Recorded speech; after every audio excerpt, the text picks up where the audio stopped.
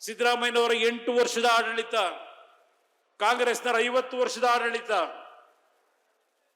ಸವಾಲ್ ಸ್ವೀಕಾರ ಮಾಡ್ತೀನಿ, ಚರ್ಚೆ ಮಾಡ್ಲಿಕ್ಕೆ.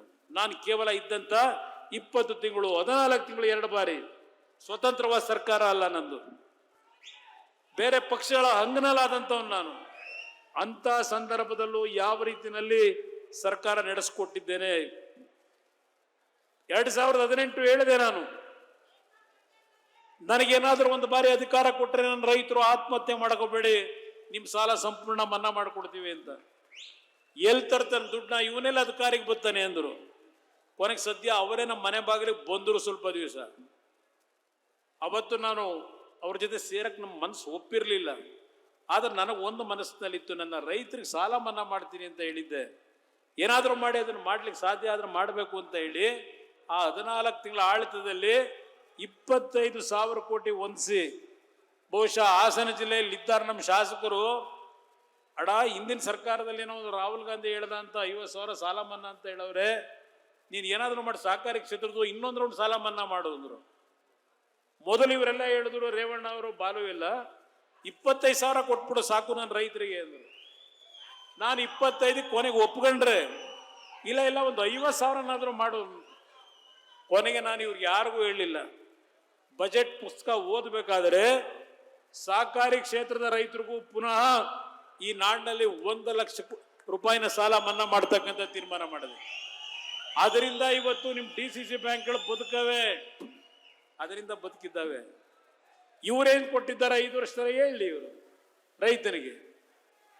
ನಾನು 25,000 ಕೋಟಿ ಮನ್ನಾ ಮಾಡಿದಾಗ ಯಾವ ಈ ರಾಜ್ಯದ ದೇಶದ ಪ್ರಧಾನಮಂತ್ರಿಗಳು ನರೇಂದ್ರ ಮೋದಿ ಅವರಿದ್ದಾರೆ, ಅವ್ರ ಮುಂದೆ ಹೋಗಿ ನಾನು ರೈತರ ಸಾಲ ಮನ್ನಾ ಮಾಡಿದ್ದೀನಿ, ನೀವು ಸಹಕಾರ ಕೊಡಬೇಕು, ನೀವು ದುಡ್ಡು ಕೊಡಿ ಅಂತ ಕೇಳಲಿಲ್ಲ. ನಾನು ಸಾಲ ಮನ್ನಾ ಮಾಡಿದ್ದು ನಿಮ್ಮ ದುಡ್ಡು, ನಿಮ್ಮ ತೆರಿಗೆ ಹಣ, ನಿಮ್ಮ ದುಡ್ಡಿಗೆ ಸಾಲ ಮನ್ನಾ ಮಾಡ್ತಕ್ಕಂಥದ್ದು ನಿಮ್ಮ ದುಡ್ಡಲ್ಲಿ ಮಾಡಿಕೊಟ್ಟೆ. ನಾನು ಸಾಲ ಮನ್ನಾ ಮಾಡ್ತಾ ಇದ್ದೇನೆ. ನಮ್ಮ ಕೂಲಿ ಕಾರ್ಮಿಕರು ಬೆಳಗ್ಗೆಯಿಂದ ಕಷ್ಟಪಟ್ಟು ಜೀವನ ಮಾಡಿ ಸಾಯಂಕಾಲ ಏನೋ ಒಂದು ಆ ದಂಡನೆ ಆಗಿರ್ತದೆ ಅಂತ ಹೇಳಿ ಬಾಟ್ಲು ತಗೋತಾರಲ್ಲ, ನಾನು ಸಾಲ ಮನ್ನಾ ಮಾಡಿದ್ದೀನಿ ಅಂತ ಈ ಸರ್ಕಾರದಲ್ಲಿ ಗ್ಯಾರಂಟಿ ಅಂತ ಹೇಳಿ 3 ಬಾರಿನೋ 4 ಬಾರಿನೋ ಆ ಕ್ವಾರ್ಟರ್ ಬಾಟಲ್ ರೇಟ್ ರೈಸ್ ಮಾಡಿದ್ರು, ನಿಮ್ ಜೋಬಕ್ಕೆ ಕತ್ರೆ ಹಾಕೋದ್ರು. ಆ ಕೆಲಸ ನಾನು ಮಾಡದ್ನ? ದಯವಿಟ್ಟು ಇದೆಲ್ಲವನ್ನ ಯೋಚನೆ ಮಾಡಿ ಇವತ್ತು ಒಂದು ತೀರ್ಮಾನ ಮಾಡಿ, ಈ ಜಿಲ್ಲೆಯ ಜನತೆ ಮುಂದಿನ ಸಲ ಚುನಾವಣೆ ಯಾವಾಗಲೇ ಆಗಲಿ, ಇವತ್ತು BJP JDSನ ಮೈತ್ರಿ ನಾವೇನು ಉತ್ತಮ ಅಂತ ರೀತಿಯಲ್ಲಿ ಹೋಗ್ತಾ ಇದ್ದೇವೆ. ಪ್ರಧಾನಮಂತ್ರಿಗಳು ನನಗೆ ಒಳ್ಳೆ ಎಲ್ಲಾ ರೀತಿಯ ಸಹಕಾರ ಏನು ಕೊಟ್ಟಿದ್ದಾರೆ ಕೇಂದ್ರದ ಮಂತ್ರಿಯಾಗಿ ಕೆಲಸ ಮಾಡಲಿಕ್ಕೆ. ರೇವಣ್ಣ ಅವರು ಹಲವಾರು ಬಾರಿ ಈಗಲೂ ಹೇಳ್ತಾರೆ, ಹಾಸನ ಜಿಲ್ಲೆಯ ಯುವಕರಿಗೆ ಕೆಲಸ ಕೊಡಲಿಕ್ಕೆ ಏನಾದರೂ ಮಾಡಿ ಕಾರ್ಖಾನೆ ಮತ್ತಿಲ್ಲಿ ತರಬೇಕು ಅಂತ ಹೇಳಿ. ಅದು ಒಂದು ಭಾಗ. ಇವತ್ತು ನಮ್ಮ ಜಿಲ್ಲೆಯಲ್ಲಿ ವಿಶೇಷವಾಗಿ ಬೇಲೂರು, ಸಕಲೇಶಪುರ ಭಾಗದಲ್ಲಿ ನಮ್ಮ ರೈತ ಕುಟುಂಬಗಳು ವನ್ಯ ಪ್ರಾಣಿಗಳ ದಾಳಿಗೆ ಒಳಗಾಗಿ ಸಾವು ನೋವುಗಳು ಪ್ರತಿನಿತ್ಯ ಆಗ್ತಾ ಇದೆ. ಇತ್ತೀಚೆಗೆ ಒಂದು ವಾರದ ಹಿಂದೆ ಒಂದು ಹೆಣ್ಣು ಮಗಳು ಕಾಡಾನೆ ದಾಳಿನಲ್ಲಿ ಪ್ರಾಣ ಕಳ್ಕೊಂಡದ್ದು ಗಮನಿಸಿದ್ದೇನೆ. 2018 ನಾನೇ ಈ ರಾಜ್ಯದ ಮುಖ್ಯಮಂತ್ರಿ ಆಗಿ ಒಂದು ವರದಿಯನ್ನು ತಯಾರು ಮಾಡಿದ್ದೇನೆ. ಆ ವರದಿಯನ್ನ ಮುಂದೆ ಬಂದಂತ ಸರ್ಕಾರಗಳು ಜಾರಿಗೆ ತರಲಿಕ್ಕೆ ಹೋಗಿಲ್ಲ. ಇತ್ತೀಚೆಗೆ ಕೆಲವು ಅಧಿಕಾರಿಗಳ ಜೊತೆ ನಾನು ಈ ಒಂದು ವಿಷಯದಲ್ಲಿ ಚರ್ಚೆ ಮಾಡಿದಾಗ ಆ ವರದಿಯನ್ನು ಕಳಿಸ್ಕೊಟ್ಟಿದ್ದಾರೆ. ಸನ್ಮಾನ್ಯ ದೇವೇಗೌಡರ ಒಂದು ಶಕ್ತಿ ಏನಿದೆ ಅವ್ರನ್ನೂ ಉಪಯೋಗ ಮಾಡಿ ಕೇಂದ್ರದ ಅರಣ್ಯ ಮಂತ್ರಿಗಳ ಜೊತೆ ಚರ್ಚೆ ಮಾಡಿ ಒಂದು ಹೆಚ್ಚುವರಿ ಹಣವನ್ನು ಬಿಡುಗಡೆ ಮಾಡಿಸಿ ಶಾಶ್ವತವಾದ ರೀತಿಯಲ್ಲಿ ಇವತ್ತು ಆನೆ ಇರಲಿ, ಚಿರತೆ ಇರಲಿ, ಹುಲಿಗಳಿರಲಿ, ಅದರಿಂದ ಜೀವ ಕಳ್ಕೊತಾ ಇರ್ತಕ್ಕಂಥ ನನ್ನ ಅಣ್ಣ ತಮ್ಮಂದಿರ ತಂದೆ ತಾಯಂದಿರಿಗೆ ಇವತ್ತು ಒಂದು ರಕ್ಷಣೆ ಕೊಡ್ತಕ್ಕಂಥ ಕೆಲಸವನ್ನ ನಾನು ದೆಹಲಿಗೆ ಹೋದ ನಂತರ ಈ ಬಗ್ಗೆ ಚರ್ಚೆಯನ್ನು ಮಾಡ್ತೀನಿ.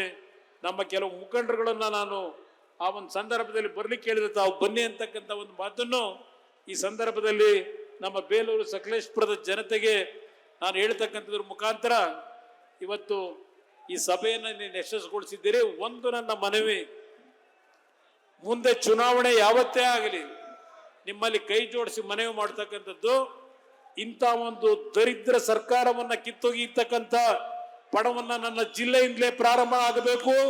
ಇದನ್ನ ನಿಮ್ಮಲ್ಲಿ ಮನವಿ ಮಾಡ್ತೇನೆ. ಇದನ್ನ ನಿಮ್ಮಲ್ಲಿ ವಿಶೇಷವಾಗಿ ಮನವಿ ಮಾಡ್ತೇನೆ.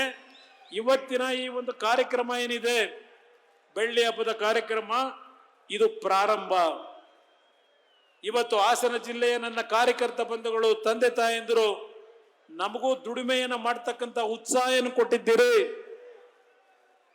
ನಾವು ಪುನಃ ಇವತ್ತು ರಾಜ್ಯದ 30 ಜಿಲ್ಲೆಯಲ್ಲಿ ಇದೇ ರೀತಿಯ ಕಾರ್ಯಕ್ರಮಗಳ ಮುಖಾಂತರ ಯಾವ ಕಾಂಗ್ರೆಸ್ನ ದುರ್ಬಳಕೆಯನ್ನ ಮಾಡಿ ಹಣವನ್ನು ಸಂಪಾದನೆ ಮಾಡಿದ್ದಾರೆ, ಆ ಅಕ್ರಮ ಹಣದಿಂದ ಈ ನಾಡಿನ ಜನತೆಯನ್ನ ನಾವು ಕೊಂಡ್ಕೊತೀವಿ ಅಂತಕ್ಕಂಥ ಅವರ ಒಂದು ದುರಹಂಕಾರ ಏನಿದೆ, ಅದನ್ನು ತಡೆಯತಕ್ಕಂಥ ನಿಟ್ಟಿನಲ್ಲಿ ಈ ನಾಡಿನಲ್ಲಿ ನಿಜವಾದ ಜನಪರವಾದಂತಹ ಜನತೆಯ ಸರ್ಕಾರ 2018ಕ್ಕೆ ಬರಬೇಕು ಅಂದರೆ ನನ್ನ ಜನ್ಮ ಕೊಟ್ಟಿರ್ತಕ್ಕಂಥ ಈ ಜಿಲ್ಲೆಯ ಪುಣ್ಯಭೂಮಿಯಿಂದ ಈ ಕೆಲಸ ಪ್ರಾರಂಭ ಆಗಲಿಕ್ಕೆ ನಿಮ್ಮೆಲ್ಲರಲ್ಲಿ ಕೈ ಜೋಡಿಸಿ ಮನವಿ ಮಾಡಿ ಈ ಒಂದು ಪಣವನ್ನು ತೊಡಬೇಕು ಅಂತ ಹೇಳಿ ನಿಮಗೆ ವಂದಿಸಿ ನನ್ನ 2 ಮಾತು ಮುಗಿಸ್ತೇನೆ.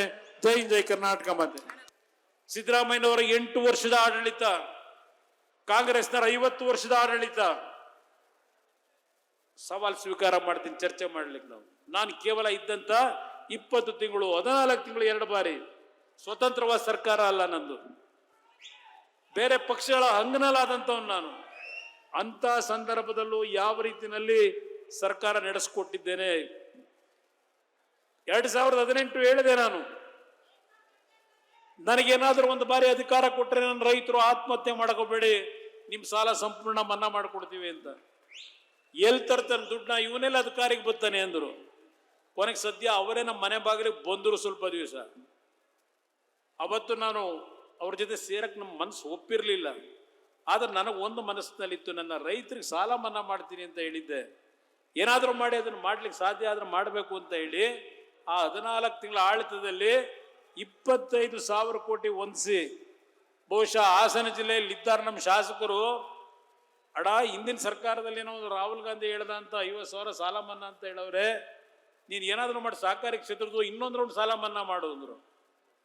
ಮೊದಲು ಇವರೆಲ್ಲ ಹೇಳಿದ್ರು, ರೇವಣ್ಣ ಅವರು, ಬಾಲು ಎಲ್ಲ 25,000 ಕೊಟ್ಬಿಡು ಸಾಕು ನನ್ನ ರೈತರಿಗೆ ಅಂದ್ರು. ನಾನು 25 ಕೊನೆಗೆ ಒಪ್ಕೊಂಡ್ರೆ, ಇಲ್ಲ ಒಂದು 50,000ನಾದ್ರೂ ಮಾಡು. ಕೊನೆಗೆ ನಾನು ಇವ್ರಿಗೆ ಯಾರಿಗೂ ಹೇಳಲಿಲ್ಲ. ಬಜೆಟ್ ಪುಸ್ತಕ ಓದಬೇಕಾದ್ರೆ ಸಹಕಾರಿ ಕ್ಷೇತ್ರದ ರೈತರಿಗೂ ಪುನಃ ಈ ನಾಡಿನಲ್ಲಿ 1 ಲಕ್ಷ ರೂಪಾಯಿನ ಸಾಲ ಮನ್ನಾ ಮಾಡ್ತಕ್ಕಂಥ ತೀರ್ಮಾನ ಮಾಡಿದೆ. ಅದರಿಂದ ಇವತ್ತು ನಿಮ್ಮ DCC ಬ್ಯಾಂಕ್ಗಳು ಬದುಕವೆ, ಅದರಿಂದ ಬದುಕಿದ್ದಾವೆ. ಇವರೇನು ಕೊಟ್ಟಿದ್ದಾರೆ 5 ವರ್ಷದಲ್ಲಿ ಹೇಳಿ ಇವರು ರೈತನಿಗೆ.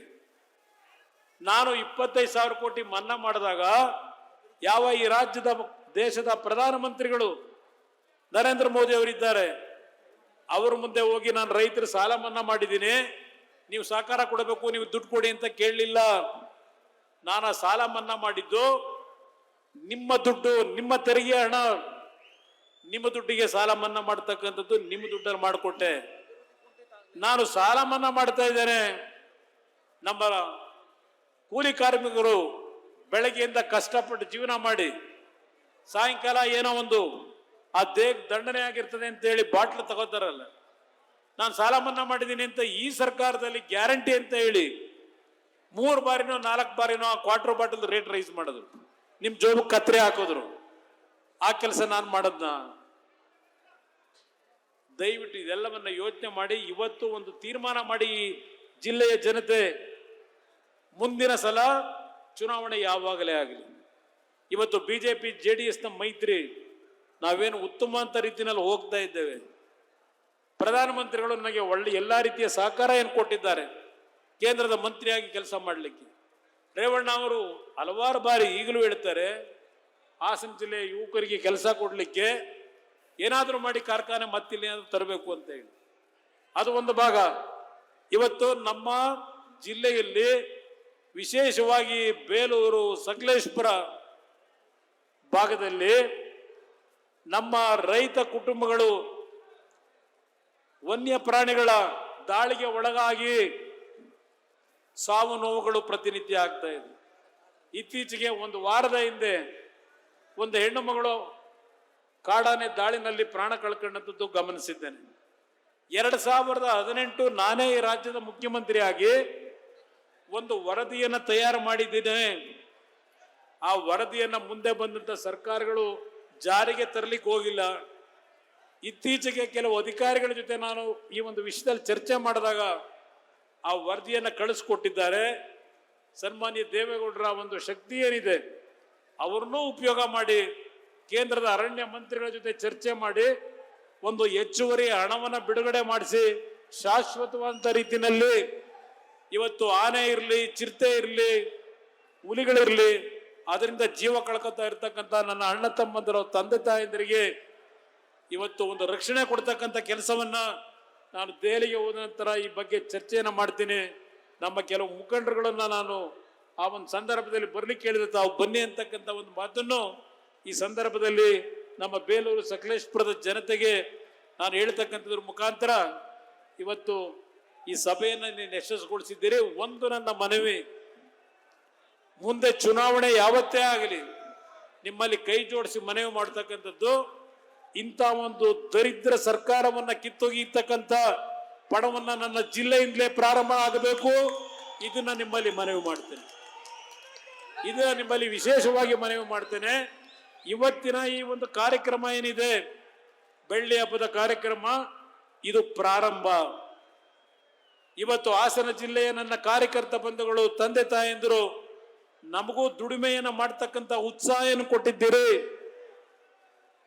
ನಾವು ಪುನಃ ಇವತ್ತು ರಾಜ್ಯದ 30 ಜಿಲ್ಲೆಯಲ್ಲಿ ಇದೇ ರೀತಿಯ ಕಾರ್ಯಕ್ರಮಗಳ ಮುಖಾಂತರ ಯಾವ ಕಾಂಗ್ರೆಸ್ನ ದುರ್ಬಳಕೆಯನ್ನ ಮಾಡಿ ಹಣವನ್ನು ಸಂಪಾದನೆ ಮಾಡಿದ್ದಾರೆ, ಆ ಅಕ್ರಮ ಹಣದಿಂದ ಈ ನಾಡಿನ ಜನತೆಯನ್ನ ನಾವು ಕೊಂಡ್ಕೊತೀವಿ ಅಂತಕ್ಕಂಥ ಅವರ ಒಂದು ದುರಹಂಕಾರ ಏನಿದೆ ಅದನ್ನು ತಡೆಯತಕ್ಕಂಥ ನಿಟ್ಟಿನಲ್ಲಿ ಈ ನಾಡಿನಲ್ಲಿ ನಿಜವಾದ ಜನಪರವಾದಂತಹ ಜನತೆಯ ಸರ್ಕಾರ 2018ಕ್ಕೆ ಬರಬೇಕು ಅಂದರೆ ನನ್ನ ಜನ್ಮ ಕೊಟ್ಟಿರ್ತಕ್ಕಂಥ ಈ ಜಿಲ್ಲೆಯ ಪುಣ್ಯಭೂಮಿಯಿಂದ ಈ ಕೆಲಸ ಪ್ರಾರಂಭ ಆಗಲಿಕ್ಕೆ ನಿಮ್ಮೆಲ್ಲರಲ್ಲಿ ಕೈ ಜೋಡಿಸಿ ಮನವಿ ಮಾಡಿ ಈ ಒಂದು ಪಣವನ್ನು ತೊಡಬೇಕು ಅಂತ ಹೇಳಿ ನಿಮಗೆ ವಂದಿಸಿ ನನ್ನ 2 ಮಾತು ಮುಗಿಸ್ತೇನೆ. ಜೈ ಹಿಂದ್, ಜೈ ಕರ್ನಾಟಕ ಮಾತೆ.